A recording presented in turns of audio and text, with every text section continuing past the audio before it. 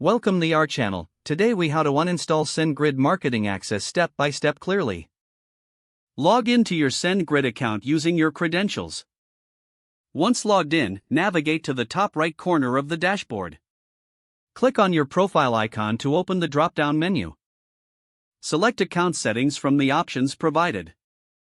In the Account Settings menu, find and click on the API Keys section. Locate the API key associated with your marketing access. Click the three dots next to that API key to reveal more options. Select Delete from the drop-down menu.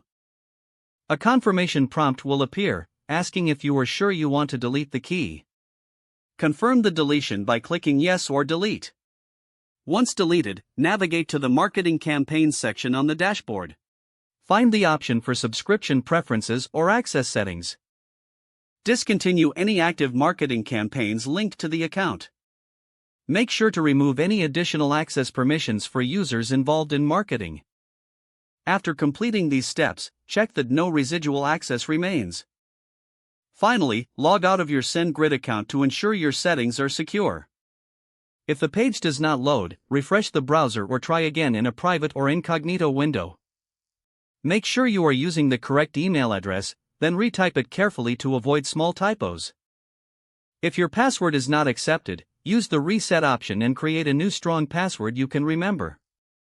Check your spam folder for verification or security emails, then complete any requested confirmation steps. Enable two-factor authentication if available to improve account security and reduce unauthorized access risk. After signing in, review your profile details so your contact information and settings are accurate and current. If you see an error message, note it down and try again after restarting your device and internet connection. Log out when you finish, especially on shared devices, to keep your account and payment information secure. If the page does not load, refresh the browser or try again in a private or incognito window.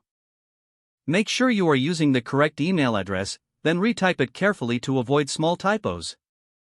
If your password is not accepted, use the reset option and create a new strong password you can remember. Check your spam folder for verification or security emails, then complete any requested confirmation steps.